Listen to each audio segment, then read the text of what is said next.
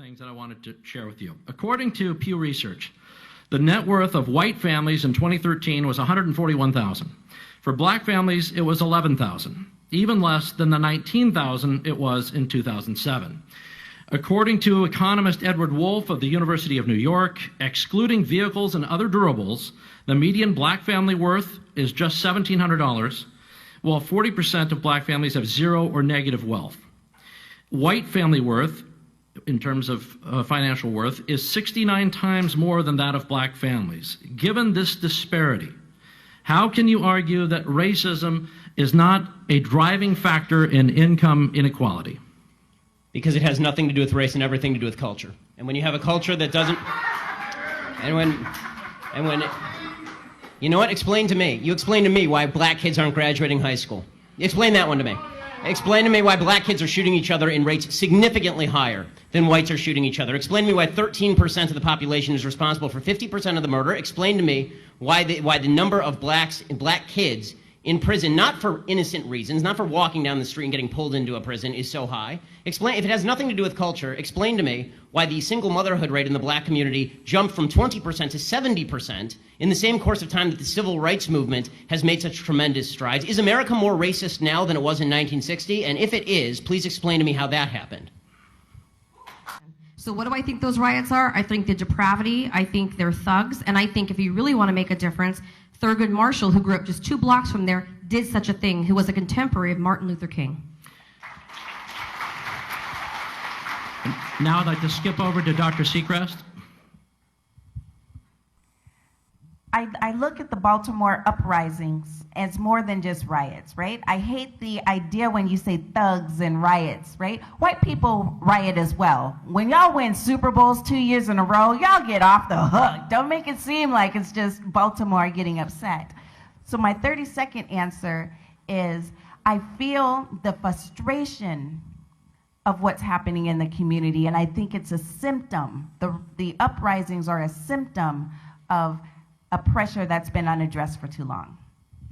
Ben? I'm offended by the language of uprising applied to people who are breaking into other black people's stores and looting them. This is a lack of values. And people who are destroying private property, destroying cop cars, in an uprising against what exactly? Against the black police chief, against a mostly minority police force, against the black mayor, against the black president, against the black attorney general, against against a city council that is 9 of 15 are black and all 15 are elected Democrats. What is the uprising against? What is it seeking to achieve?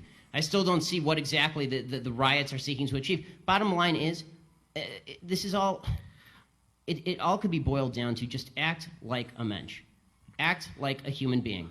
Honestly, it's not useful to riot, it's not useful to break things, it's not useful to throw rocks at people. And the idea that we're supposed to sort of correlate your level of outrage. I'm going to stick to the 30 seconds on this. Yeah, the last sentence. The idea that we're supposed to correlate your level of outrage with a certain level of justification. In other words, the more outraged you are and the more angry you are, the more justified you must be, is absolute nonsense.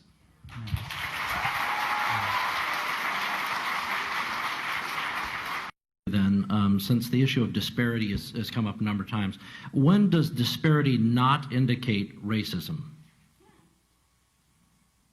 Level of effort. Statistical disparity. You know, for example, overwhelmingly men commit crimes more than women, but we don't say that the Justice Department is sexist. So, is there a line that you draw for yourself, or is there some way that you interpret statistical disparity and you determine that that is not a racial disparity, it's something else?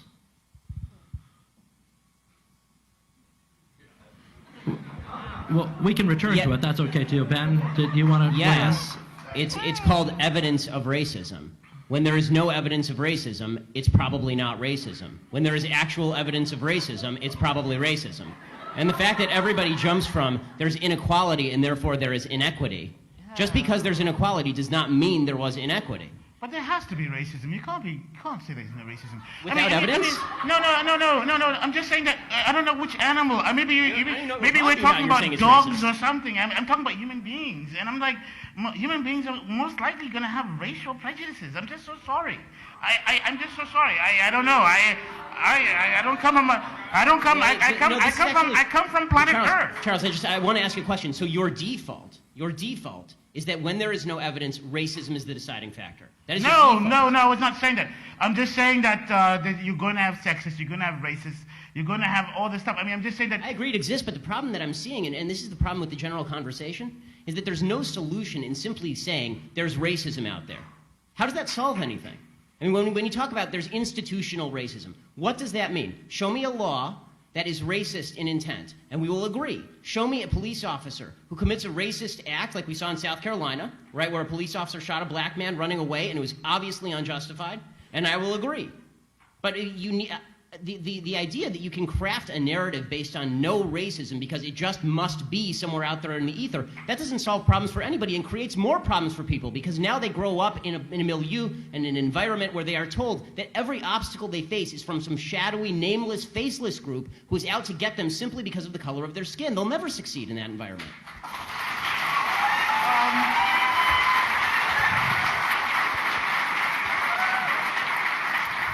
You know, the weirdest thing is that actually in the black home, as I experienced it, really, there is no discussion of racism.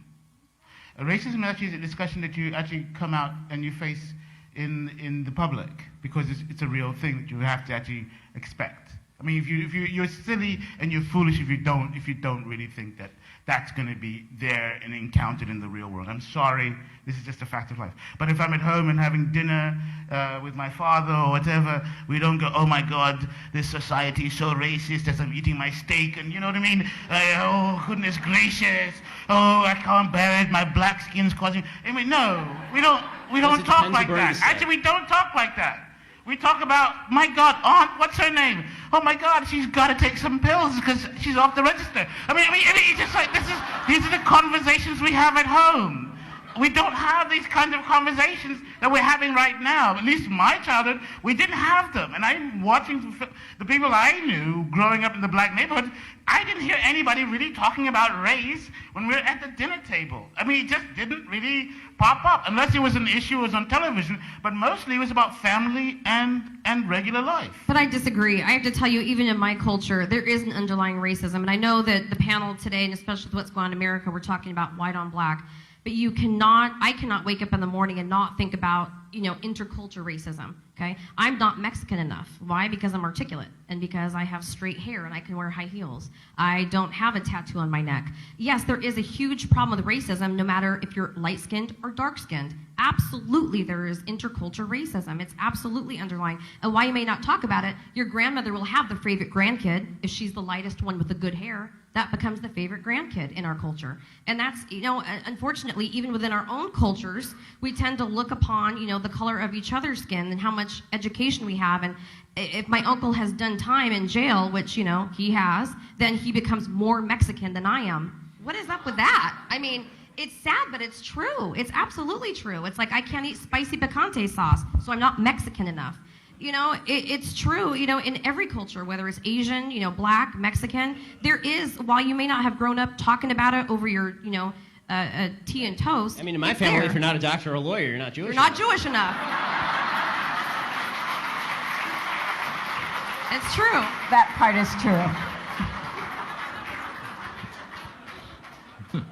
This entire time, I've been trying to think about your initial question about disparities. Are they automatically tied to race? And at first, I think all of us were stumped because we were trying to think of the instances. I do agree that they are separate, that they don't necessarily correlate within itself. There are disparities. NAACP, we are the experts inside of the nation of bringing in the racial lens for all of the work. No, they're not necessarily going hand in hand, or they're not necessarily tied to each other.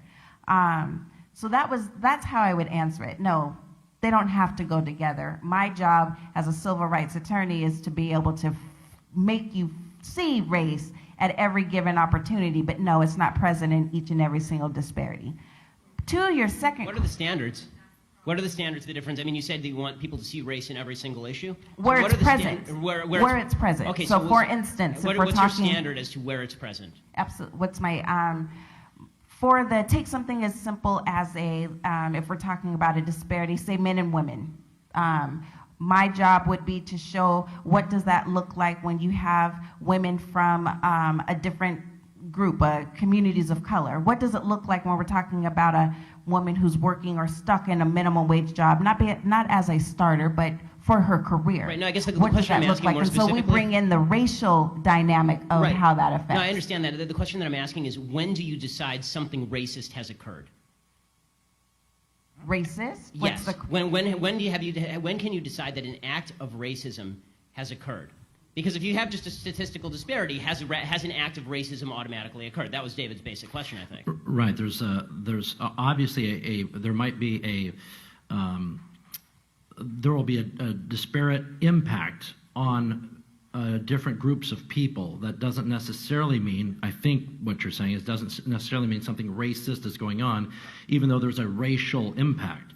So the question was about, where do you draw the line between something that might have a racial impact but is not inherently racist? Yeah. Let me move on.